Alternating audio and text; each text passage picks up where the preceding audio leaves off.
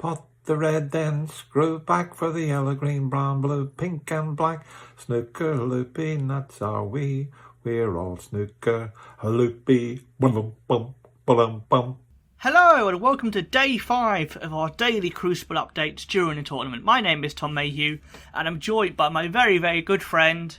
He's a 2-time ranking winner, back at the Crucible for the first time in 10 years. Is he qualified because of his talent or because of dedication? No, he's only qualified because he's having sex with a French woman. It's the space sausage himself. It's it's Joe Haddard! I don't really know what to say to that. I'm not sure I can go with my usual good evening, Hazel, now that you've outed me. And, all these new listeners are going to think that I've got some French bit on the side. But, yes, I'm not Dominic Dale. I am, in fact, Joe. So good evening, Hazel.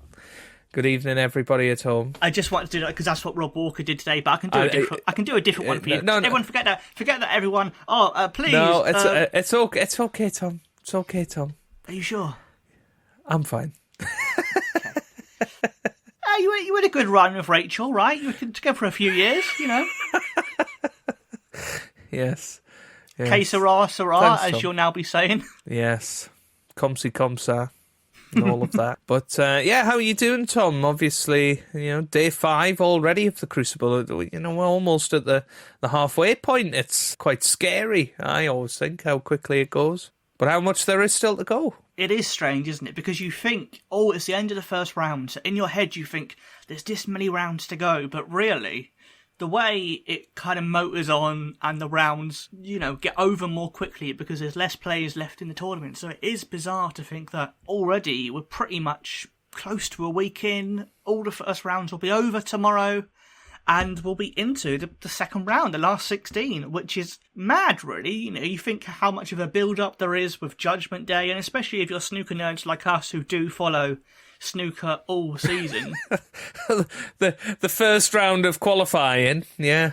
Well, we did. We are probably some of the few people who were busy looking on the live scores and following Fergal O'Brien against Mustafa Dorgum. Like most snooker fans probably have no idea that match even took place. But we were there. We were watching it. We were there, yes. We were watching, we were cheering on Fergal to no avail. Yeah, we've got to love the World Championship, and there's just not an event like it. And I'd almost claim that there's not a sporting event full stop like it that goes on for as long as it does, with quite as much content. You could say that the World Cup for football is comparable, but ultimately there's 2 or 3 90-minute football matches a day. It's not 2 or 3 5-hour sessions a day on 2 tables at the same time. It's quite bonkers how much snooker is actually played throughout a World Championship. I always think the wonderful thing about snooker is the fact that it can go on forever. A frame could go on for a whole day if you had 2 players who were rubbish. Or 2 players who were if you had Selby and Ebden playing, perhaps, yeah. Yeah, but that's what's incredible, is that you probably do get more minutes than any other sporting event, just because every other sporting event, there's either a time limit or generally, the only sort of comparable thing I can think of in terms of something taking a long length of time was when you would occasionally get a tie break in tennis and they'd keep just holding on their serve. But I think they've introduced a rule to change that now, so that doesn't even happen anymore. They have, yeah, because of course there was the John Isner-Nicholas Mahou match in 2010, which went 70-68 in the final set and lasted 3 days. Which that knowledge is up there, and that came in handy when last summer I went for a tour round Wimbledon, and our tour guide went, we're on court 18, does anybody know why this court is special? And I came out with that knowledge. I went, good evening, Jason. Good evening, Sue. Sue Barker. and got it out there. Did you get a prize? Well, I got a round of applause, but I'll take it. Oh, I mean, that is the better prize than anything, mate. That's fantastic. You must have felt like a superstar that day at Wimbledon. Yeah. Oh, well, yes, yeah. Highly recommended, by the way, for anybody. I think it's about £25. It's an absolute steal for being able to walk the grounds of Wimbledon and, just have a great day and get on centre court, court one, all of the courts. The only Wimbledon story I have is related to my girlfriend's parents, in that they went to Wimbledon about 2 years ago, and they were trying to sneak in a bottle that had gin in it. And obviously gin is clear, you could see right through it, so it looked like water, and they were trying to sneak it in. And when they were going to sneak it in, security said, "Can you take a drink of that just so we can prove it's water?" And so my girlfriend's mum had to sort of really down a big gulp of it, big gulp of straight gin, to try and prove it was water, and they got away with it. Yeah. It's interesting because we had to do the exact same thing of taking a drink of our water. In that case, it was water, but that is. I love how she thought, I have to take a big gulp of this rather than just have a sip. To be honest, I think she'd do that anyway. She loves her gin. No, Tom. Well, there we go. That's me and Joe both getting dumped this episode. Fantastic. I'm really glad we do this podcast. Yeah, well, the good thing is, Tom, you can edit it all out. So even though you've said all of this, the power of editing could be your saviour yet. Yeah, but it's funny, so it's got to stay in. Yeah, he's putting his comedy before anything else, as always. But let's get back to the snooker, because we can chat about Wimbledon, but it's not the tennis loopy podcast. It's not that. That could be a spin-off version, maybe one day. Yeah, once we hit 1,000 views on every podcast, I think that's what we'll do in the summer. We'll show you what we can do with a tennis racket and a tennis ball. Doesn't quite have the same ring to it, does it? So the ball up. Well, we've got shot. 3 months to work on that one, Tom. Fair enough, mate. That's fair enough. But the snooker, of course, the big match today was the start of Ronnie O'Sullivan in his big chase for world title number 8, beginning against Jackson Page, and it was vintage Ronnie. It was classic Ronnie. At one point, his potting success was about 95%. He didn't really give Jackson a chance. He seemed really focused. I think what showed Ronnie was focused for me was that whenever he got in, he cleared up. And I mean, he made sure he got every ball. He was like, I want to make sure I clear up all the colours, including the black. I think sometimes he might not be bothered when he's over the line, but the fact he got in and made sure he cleared the table, I think was a real marker where he was going, I'm not messing around, and I want to get number 8 this year. Absolutely, from what I seen, it was a bit of a cagey start maybe for Ronnie and a few missed chances, but Jackson Page was just making it far too easy early on, and that's the one thing you can't do against Ronnie is give him easy chances, and if he comes in knowing he's going to get chances against you, then he's gonna dominate you, and that's exactly what happened. Obviously 8-1 after the first session, and it's as good as over. Ultimately, you have to think Jackson Page isn't going to win 9-1 tomorrow against Ronnie. So, yeah, that's all over, and Ronnie safely through. And, I mean, he'll be quite happy to see how close the Hawkins-Ryan Day match is looking, because that's obviously who his next opponent would be. So obviously we'll round up that one tomorrow, but that looks like it could go the distance as well. I know Ryan Day was 5-2 up in that match, and last I checked it was Barry Hawkins 7-5, so he's won 5 on the spin. But yeah, Ronnie will be very well aware of what's gone on in the draw and actually how big an opportunity it might well be, to perhaps his best opportunity to get that 8th world title. It's interesting because you said about Ryan Day, Barry Hawkins. For your prediction of more than 8 qualifiers getting through the first round, I think we need Ryan Day and Jamie Jones both to win. I think at the moment there's 7 seeds who've gone out. Yeah. And so we do need... Robert Milkins ruined it. He did ruin it in what was possibly the worst session of snooker I've ever seen at the World Championship. It was just so nervy, so small in terms of the break size, and they both really struggled. I kept thinking during it, someone like Mark Williams and Ricky Walden would be watching that and thinking, I wish I was in this match, because really, either of them, if they played half decent, they would have won, because Milkins really struggled, Pang really struggled as well. And I really hope that Milkins can find his form in the second round, because if not, he'll be in massive trouble. And he's a player who's never got past the second round. I mean, I don't know who he's taken on. Is it? It's Gilbert, isn't it? So, I mean, that's a huge opportunity for Dave Gilbert in the last 16 to get the quarterfinal, which would be an awesome result for him. But I thought the first session was awful with Milkins and Pang, but I watched to the bitter end last night. I don't know why I put myself through it, but that's part of the beauty of snooker. It's not just about the century breaks and the terrific battles. It's also about the tension, and that match was just the epitome of Crucible tension, and it just meant more to those two players than what their talent could live up to, really. And I think they were both just trying far too hard, and well, somehow Robert Milkins got over the line. I think he was 9-7 down and brought that back to 10-9. So it's a good win for him, and a big win for him, actually, because he's had an awful season. But that's a nice 30 grand into the kitty for the end of season rankings, and well played. You know, he did well in the end to get over the line, and it's a 3-session match. It starts again at 0. It could completely change the tournament. We've seen Bracel last year somehow get out of the decider against Ricky Walden, went on and won the tournament. So who knows? It could be Robert Milkins' year.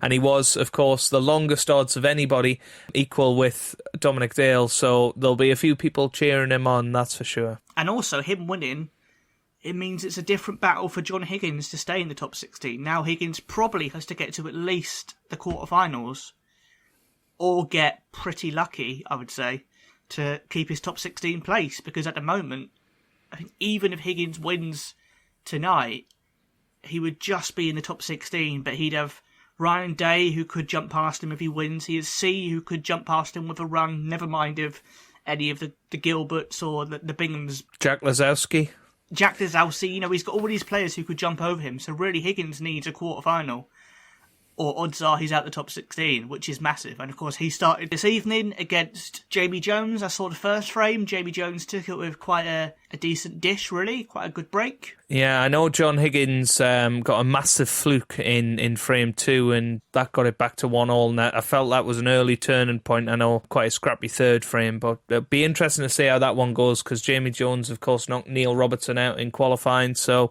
he's in good form. So will be very, very interesting. But that's for tomorrow's podcast. Back on to some of the results that we do know about, and we mentioned him briefly before. Jack Lazowski got over the line in a 10-9 thriller against Ding Junhui, and I mean, that match lived up to its billing, didn't it? And Jack Lazowski getting through just in the end, and he'll be absolutely delighted. And I think Ding put all he could into that match and just couldn't get over the line. Do you want an incredible piece of trivia about Ding that I realised today? I'm sure you're going to tell me either way. I will. So you better get used to it, mate. You've got to get this trivia or not. Or you've got to get it, so deal with it. You can't edit it out. I edit it. So there we go. Right, here it comes, Joe.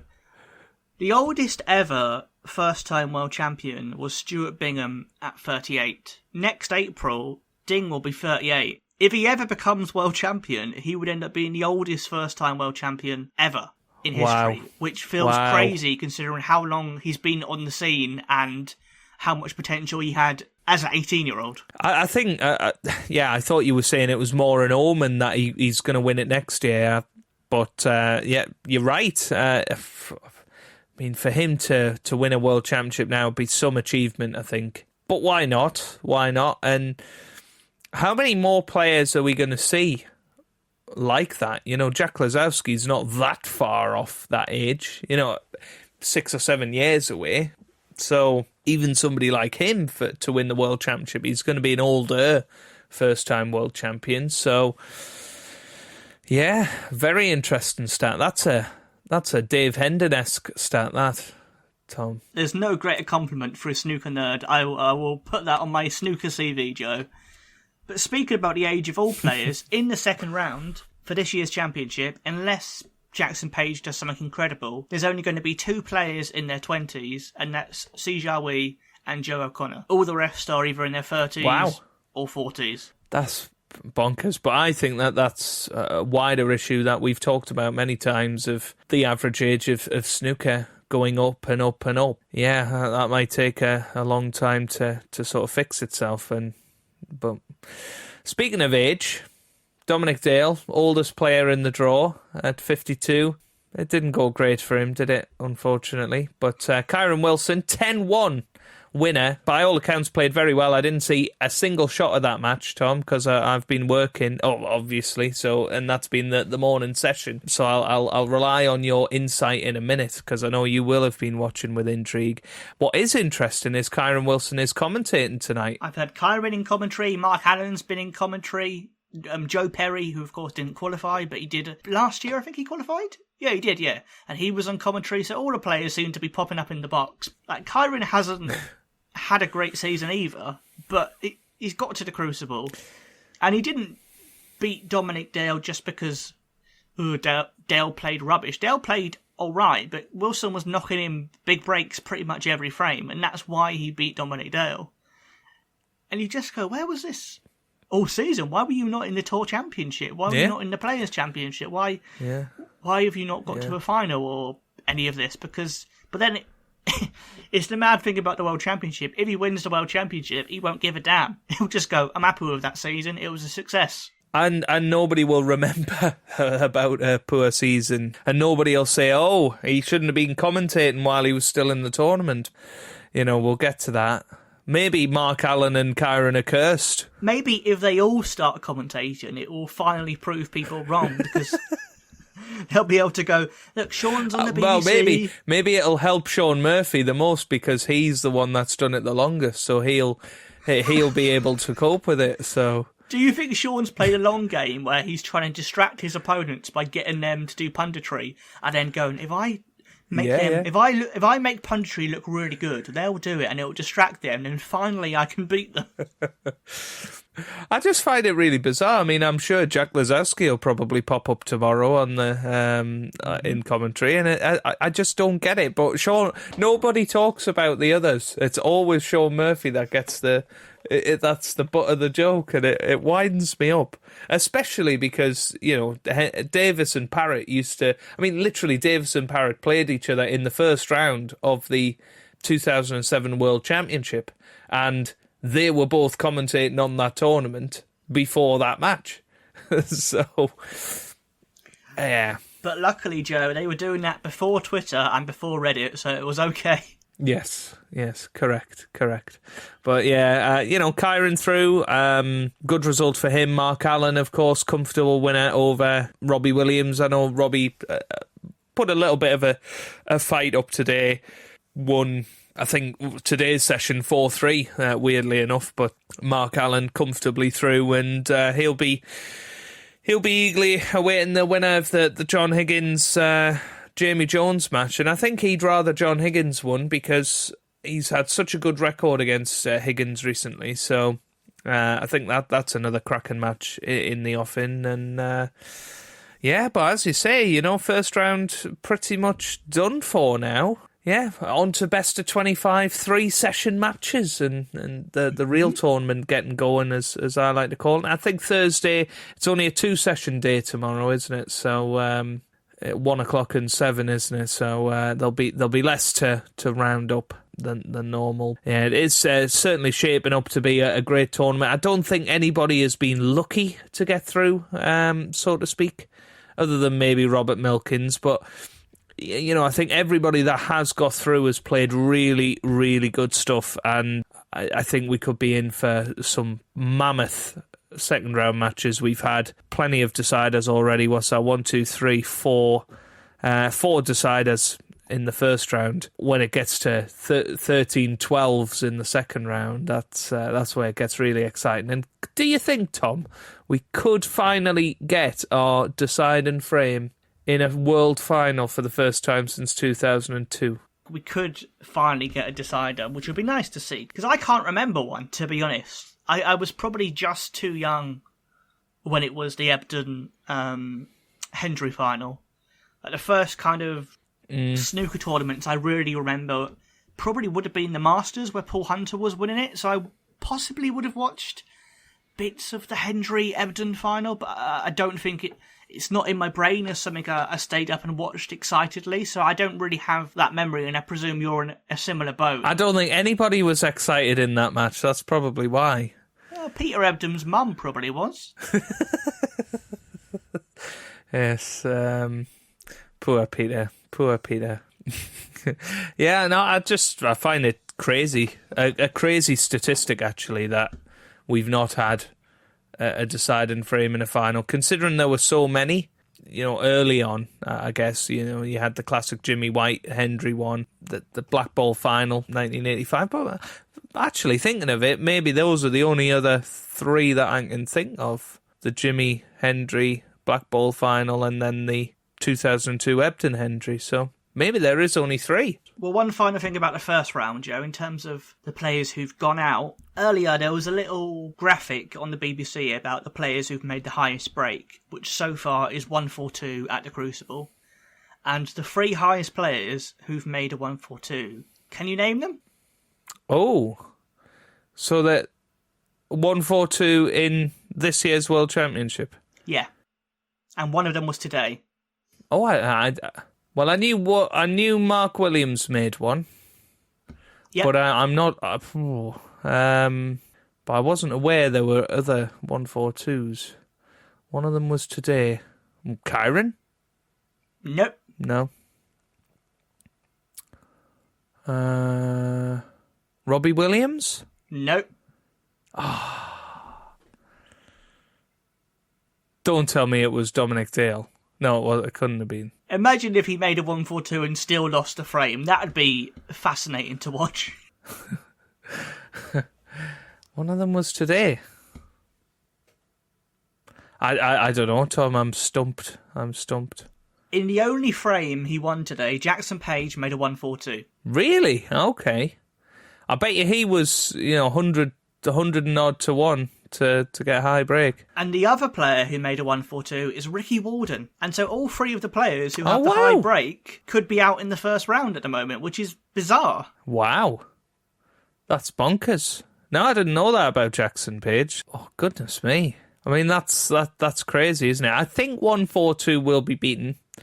Not sure whether we'll get a 147 or not, but usually there's a 143 or 144 in there somewhere.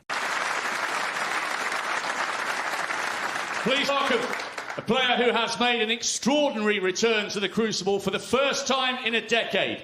His century break yesterday gave us a glimpse into why it's been such a great season. And this 52-year-old Welsh Romeo credits his new French girlfriend for his revival in form.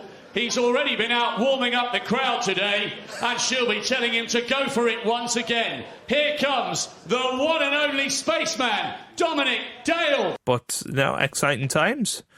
Very exciting times. But we did have a word from Big Baz, not of the Hawk variety today, didn't we? Not happy with it. Go on. There was basically a point where Ken says to him, aren't there some things where tradition and history are more important than money? And Barry just went, no. And you've just felt the hearts of millions of snooker fans breaking as we basically got it confirmed that snooker's going to sell out, we're going to lose the Crucible, we're probably going to lose the World Championship in the UK. And it is just for money. They can come up with any excuse they want about, we want a bigger attendance or whatever. But really, the biggest ever attendance for a snooker match was the Hong Kong Masters in 2022, where there was 9,000 people. The second biggest before that was the Hong Kong Masters, where there was 3,000 people in 2017. So in the UK, there's never been more than 3,000 people at a snooker match. I presume it probably is close to 1,000. What venue seats 1,000? The Crucible Theatre.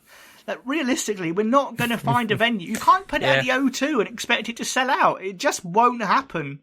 But it looks like we're going to basically have a soulless World Championship in Saudi Arabia with about 10 people watching, Jack Kozlowski dressed up, and Ronnie probably potting a golden ball, getting £5 million for it, but no one actually seeing it. Yeah, and BBC dropping it and it being on streaming software, or Eurosport. I don't know what's worse. We've made our views perfectly clear, and I think people are just completely out of touch with what we mean by we like it at the Crucible, and it's not the fact that it's in the city of Sheffield, and it's the fact that it is in the same place that John Spencer won the World Championship in 1977 and Dennis Taylor potted that black in exactly the same position as Jimmy White missed that black in the deciding frame 9 years later.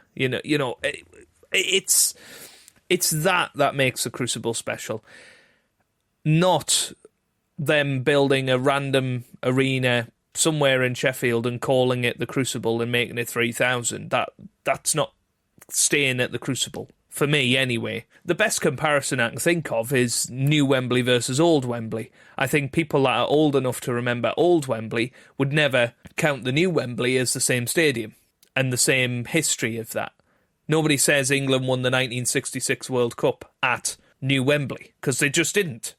It's a new stadium just because it's called the same. Absolutely. Well, even when you look at the records lists for England players, it will say stuff like most appearances at Old Wembley and most appearances at New Wembley. So even the official records recognises, no, it is a different stadium. We can't just ignore the history. And I do think this decision is not about attendance or anything like that, because I feel like if it was about attendance, why would you not move to a bigger venue when you had 18 million viewers in the 80s? They didn't move then.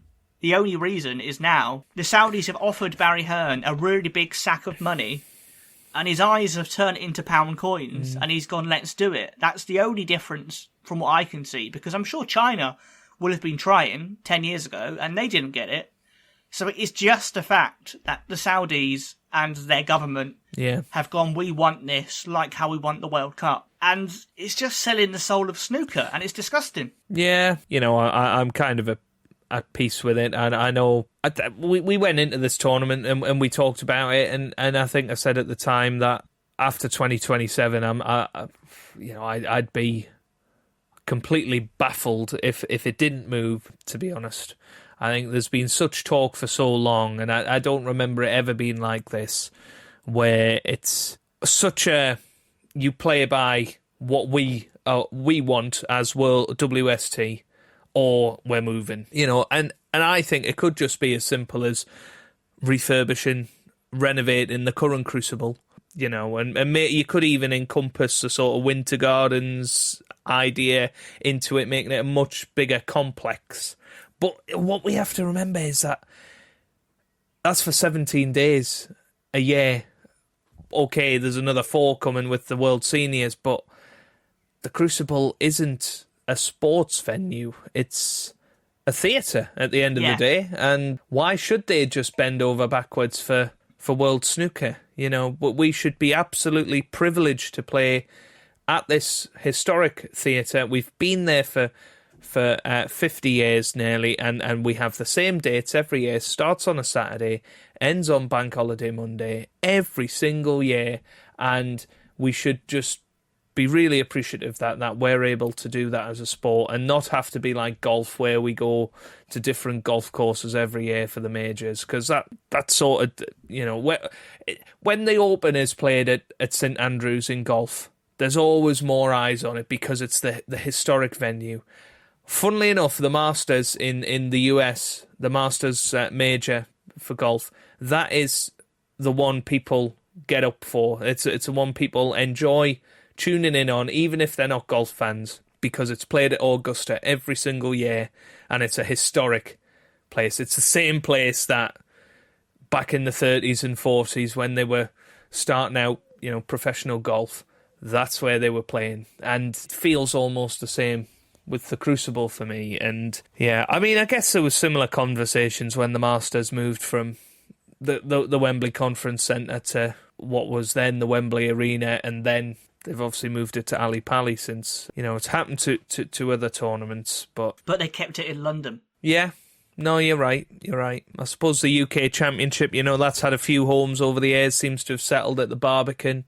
I think my biggest concern for the World Championship is the format. I can't see how, if you change the venue and give yourself the option of having 3,000 seats or whatever, are you going to keep it as a 2-table setup, or are you going to make it a 4-table setup? Therefore, is it going to be a 17-day tournament anymore, or are we going to mess with the length of frames? I just think what currently is in place works, and the schedule has worked for 50 years. Obviously, they've tinkered with frame lengths and this, that and the other, but I think there's a lot more to it than what they're given credit for, of just, right, okay, we'll pick up and move the World Championship to Saudi Arabia, because do you really think they're going to want a 17-day tournament in Saudi Arabia with a best-of-35 final? I can't see it myself. When literally the Saudi Arabian, the Riyadh Masters, whatever it was, the final was best-of-9. All of the matches were best of 7, and they couldn't even be bothered to stay for all of those frames. Yeah, and you had people walking around, people carrying drinks during a potential 167 break and making noise. They weren't a respectful crowd, and that's the thing as well. Because if you have too many people in the audience, like, good luck getting 10,000 people to be silent when a player's on a 147. Like, you won't have the same drama, because there always are the odds of someone making a noise, someone sneezing, someone's phone going off, someone farting, just something happening that will... Somebody bringing a fart machine in. Oh, man. Well, it is what it is. They're not going to listen to people like us, Tom. So, But I think that's what's sad, is that all this is decided and there's no fan consultation. According to Hossein Vafai, there's not even like a player consultation. He said they've signed the contract, it's going to happen. And you just think that's insane. How is it? What is it? Literally up to the top 2 players in the world and Barry Hearn, or is it just Barry Hearn who decides what happens and the fans have no say whatsoever? Even though it's the fans who've kept it alive as an event for 50 years. But you know who I blame for all of this, Tom? Judd Trump. And you know why? And that's not just because I'm bitter. It's because he had his hissy fit many years ago about how snooker was stuck in its ways. History, it doesn't matter. Bin off all the old commentators. Bin off waistcoats and bow ties. Bin off long matches. And since that's happened, they've started to relax the dress code in a load of tournaments. They've started, having Jack Lazowski in the commentary box for no apparent reason. They've started messing with the home of the World Championship. It's just all gone wrong. And, at the end of the day, he'll be the one that's sorry when the World Championship is back to having $100,000 as its prize. They've lost their place at the Crucible and they're playing in, Manchester Central or whatever in a make-up audience with temporary seating, and they'll be sorry when it all falls flat and Saudis get bored of it. But that would be good for you, Joe. Nice and local, right? Well, yes. I mean, perhaps by then there'll be no professional players, so I might actually get to play in it. Who knows? Oh, if they move from the Crucible, people should do a breakaway World Championship at the Crucible. Well, I was about to say, do you think the World Seniors will become a 17-day event with a best-of-35 final? I don't think the likes of Joe Johnson can survive a best-of-35 anymore.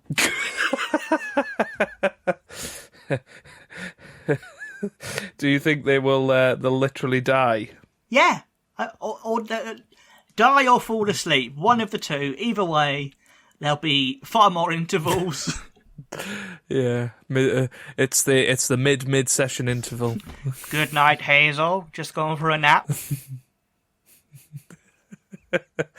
Yeah, it was funny. It did make me laugh tonight. Kyron Wilson goes, "Oh, Dennis, are you getting the queue out for the seniors?" And he went, "No, Kyron, I'm just commentating this time."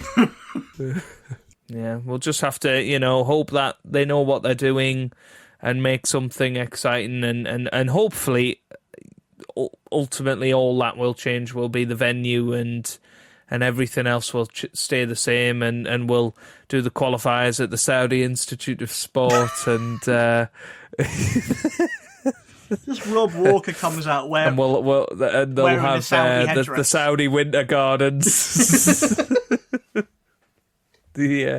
Oh God, he will as well. He will. Oh no, but I guarantee they won't let Hazel present it. She'll have to be like a drag king or something. Oh, it'll be Rishi Prasad, and I just can't see the vast majority of the BBC team wanting to go out there. I can't even see Stephen Hendry doing it, to be honest. Well, realistically, it's going to make it far more expensive for the BBC to cover it. Already, the BBC is having real problems with their budgets. They don't have the same money they used to have. And realistically, it doesn't get the numbers it used to have. So I wouldn't give the BBC a reason to bin it, because really, it's vulnerable right now, and they shouldn't be giving the BBC a reason to chuck it, because they will chuck it if you make it too hard for them. They'll just go, fine. Well, we 100%. They lost Formula One. They used to have, all sorts of different sports have moved off the BBC because of other broadcasters or because of the cost. So I wouldn't push it, because really, apart from Eurosport, like ITV and Channel 4 aren't going to want to have the World Championship. They're just not. Oh, it's all falling apart. Hey, it is what it is. As you say, we can't change anything, so there's no point arguing about it anymore. On my tombstone will not be written, "This is the man who took the World Championships away from the Crucible." It's staying, and it don't matter how much is involved. And I have never said that once in my entire life. Great days, mate. Great days. That's a wrap, boys. The history and the nostalgia of the Crucible, does that not mean something? Aren't there things in life that money cannot buy, and that's... No, I think there are. Let's be honest. Right, Joe, do you know what isn't going to Saudi Arabia? The Snooker Loopy podcast? Absolutely, we're never going there, and we're always going to be here in your ears, live from the UK, unless Joe moves for some reason. We're always going to be here, and we're always going to have all the features you know and love. And today, Joe, we've got a very special Cue the Music. Oh, I'm excited for this. You've built this up, Tom, as something I would never expect in a month of Sundays. So I'm excited. Well, Joe, the correspondence throughout the World Championship has been amazing. We've had people commenting on the YouTube videos, people tweeting us, messages on Facebook, all sorts of people sharing the links. It's been brilliant. And one new person who's jumped on board throughout the World Championship is a young man called Ryan Walker. Ryan Walker has been very supportive. He said very lovely things. He's tweeted about it. He shared the link. But also, he got in touch on Facebook and said, "Tom, I've got a little surprise for you and Joe for the podcast." And what Ryan Walker has done, he's also an amateur snooker player. I looked him up. He's on Q Tracker. Hey. Played 2 games and he's not won any of them. So, so he's about the right level for Q school. Well, I think you and him should make a Snooker Loopy podcast league and see how it goes. Because he is from Newcastle. He's a Geordie. Yes. And he's sent in, Joe, a recording of him singing Snooker Loopy for the podcast. Oh, wow. Oh, wow. We've made it, Tom. We've made it. We have made it. We have our first ever listener submission to the Snooker Loopy podcast. If anyone else wants to do this and is happy for us to play it on the podcast, please do. But I'm sending it over to you, Joe, now. You've got the link there. I've not listened to him singing it. I listened to just the start to make sure it played. To make sure he didn't call you any rude words like you might have used. No, Joe, I edit them all out. But, I'm a big fan of Barry Hearn. He's from your neck of the woods, so you should be. You should like him. Right, so Snooker Loopy by Ryan Walker is now. I mean, it's got to be a coincidence that he's got almost the identical name to Rob Walker. You know, there's only a few letters difference there. Do you think he's Rob Walker's brother? Maybe a distant, long-lost brother. But here we go, Joe. This is Rob Walker's brother, Ryan Walker, singing Snooker Loopy. Let me know when you're ready to play it, and I'll press play at the same time. 3, 2, 1. Well, folks, you know what it is? I'm loving the podcast, and as a snooker fan myself, and I'm looking forward to getting down to the Crucible next week, I thought I'd do a surprise version of this Snooker Loopy version from a Geordie. So here goes. Snooker Loopy, not away. Me and him, and them and war me. We'll show you what we can do with a load of balls and a snooker cue. Pop the red, then screw back for the yellow, green, brown, blue, pink and black. Snooker Loopy, not away. We're all Snooker Loopy. So there you go, folks. Enjoy recording day 4 of your podcast, and I'll keep listening.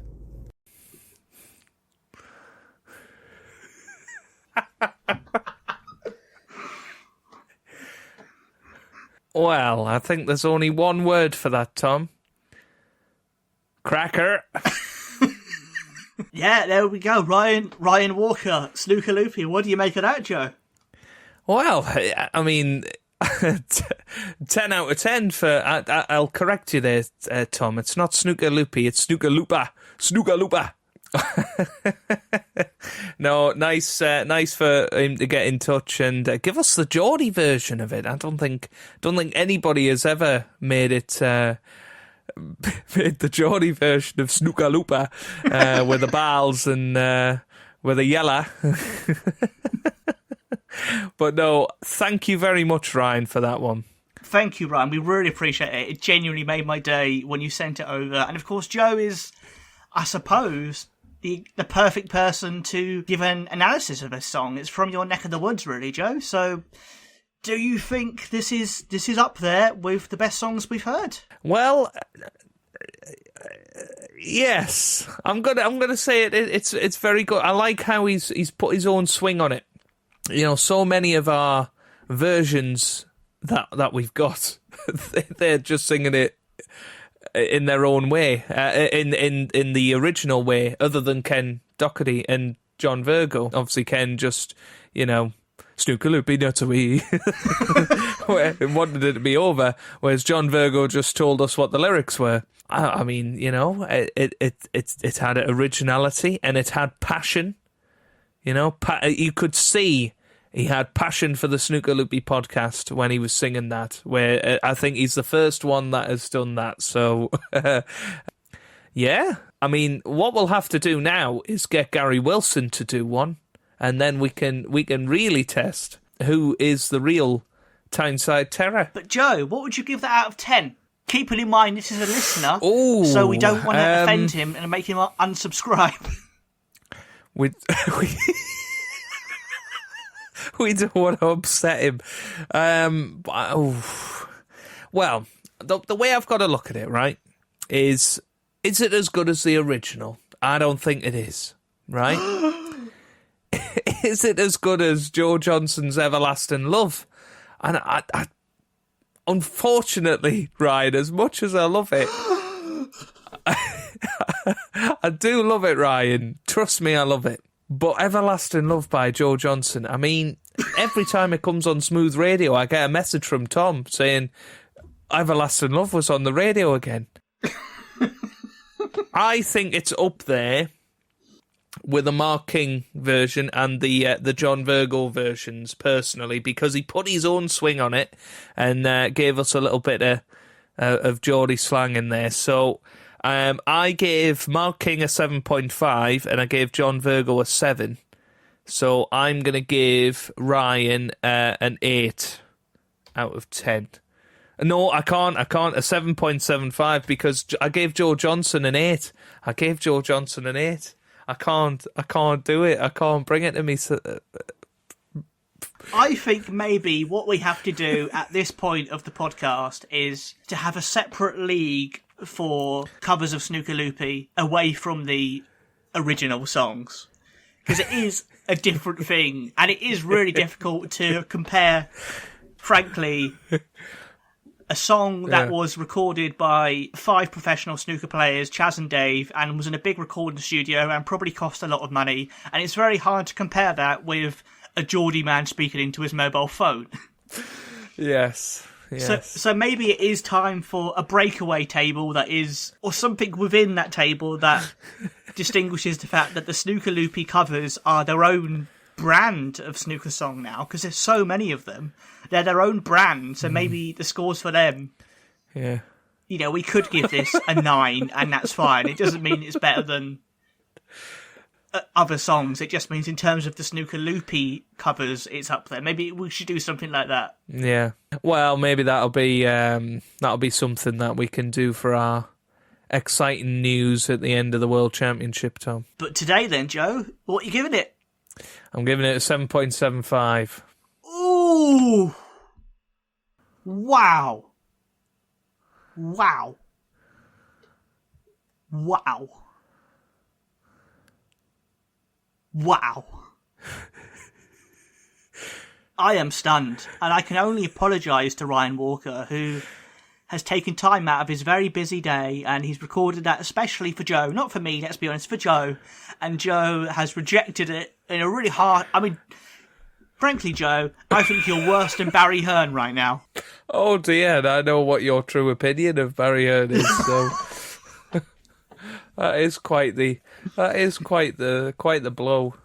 Go on then, Tom. What are you giving him? 400 out of 10. This isn't the Riyadh season World Masters of Snooker tournament, Tom. You can't just start making up rules. As far as I'm concerned, Ryan Walker is the Saudi Arabia of the Snooker Loopy podcast.